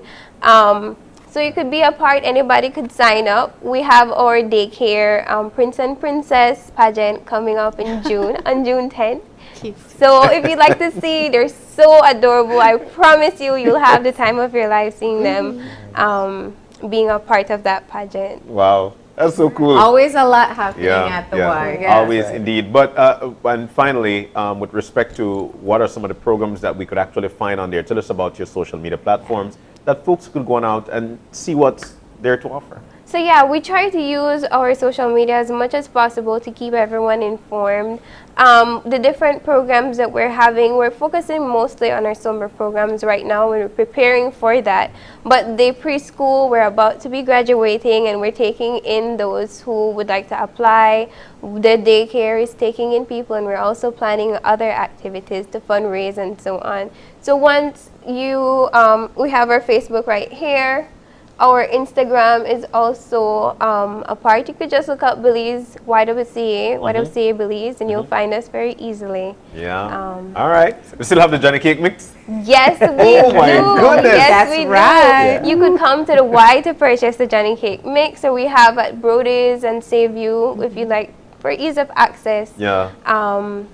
For the Johnny Cake mix, it's just add water. It's so easy. Yes. Tell me about it. I tried it already. Yeah, we subscribed to that one a long time ago. Yes. But always all good things. And I'll tell you what, Marlene, in 1984, I did early childhood education at the Y. Nice. Yes, There 1984. You go. Yes, so I'm a big supporter of the Y. And it's always nice to know all the good things that you guys have got there. So again, sign up for the swimming classes. That's right. Every Saturday? Every Saturday. Every Saturday. So From 3 years old and up. All right. That's correct. So we have the May cohort and the June cohort. You could still sign up for the May one and catch up a little bit, or you could wait until June and register. We'll be putting the registration form online so you could easily access it, and then we can be able to, get that group going. Yeah. All right. Well, sounds good. We're so thankful that you guys could have joined us and tell us all about this swimming instructions and this swimming lessons you're able to get. Thank you guys for joining us this morning. Thanks for having us. All right. So we're going to take our final break of the morning, and when we come back, we'll be wrapping things up. Stay with us. We'll be right back.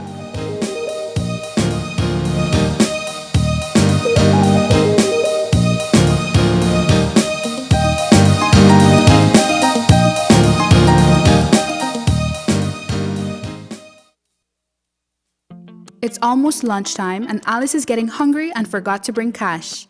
She remembers that eCash now has a geolocation feature in which she can easily view the eCash merchants near her, especially restaurants. Her co-workers also ask her to order food for them. Chicken chow mein, please, and a Coke. The merchant sends her the payment link. She taps confirm, and within a few minutes, her food is delivered. Alice then views her transaction history and taps on the transaction recently made. Then taps the split the bill button, where she selects the unevenly option and moves the bar to the desired amount per person. The request is then sent to her friends. Her colleagues accept the request and are ready to enjoy their meals. Geolocation and splitting the bill via eCash make Alice's life a whole lot easier.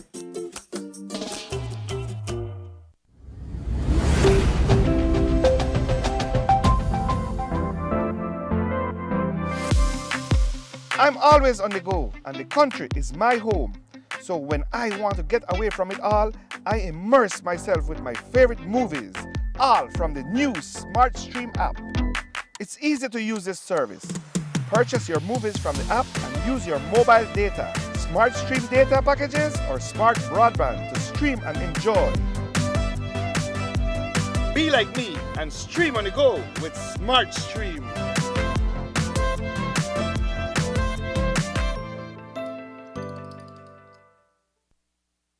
Are you looking for low-cost television advertising? Have we got a deal for you? Advertise on Channel 5's Daily Classifieds. Channel 5's Daily Classifieds is one of the most effective methods for introducing yourself and your business to the community. Use our Daily Classifieds to recruit employees, promote specials, promote your products or services, promote a business opportunity, increase traffic to your website, and advertise items you have for sale. Let us help you to save valuable time and money. Call us today at 280-0013 or visit us at our offices on Coney Drive to discuss how we can help your business grow affordably. Channel 5 Daily Classifieds. Advertise today.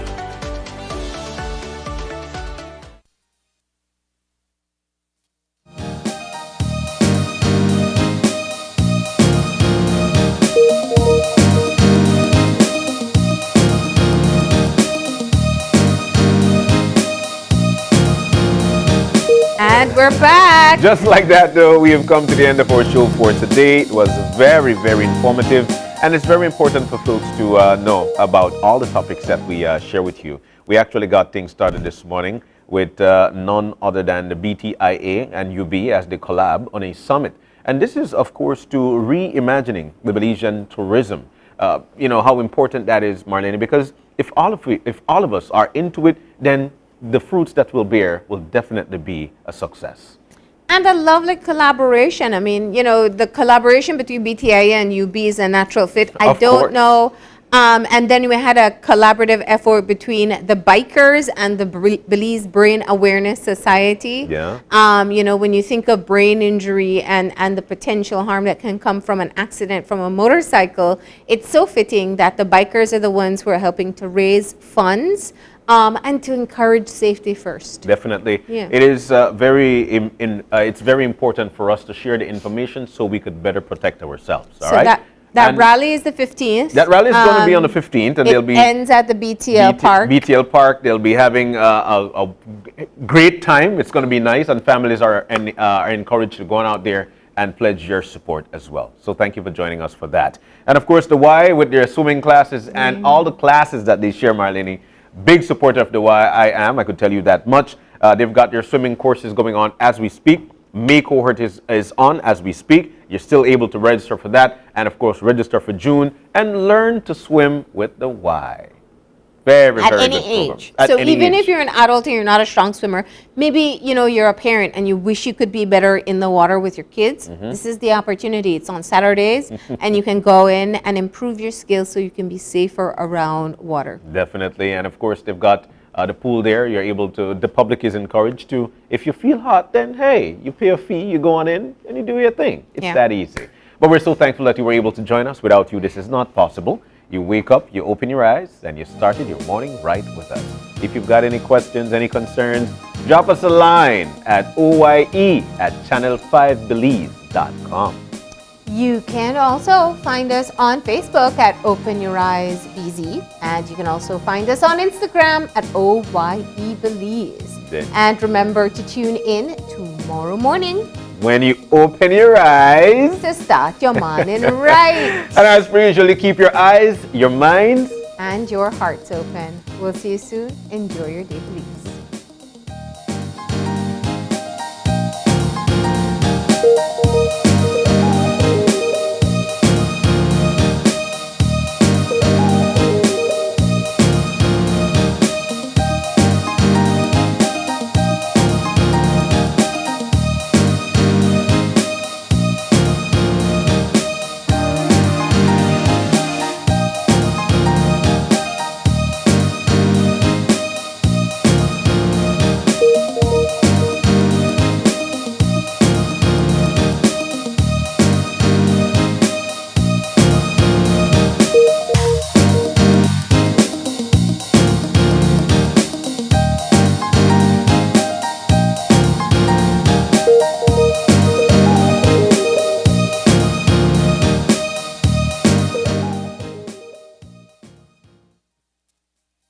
Open Your Eyes was brought to you by the Belize Bank.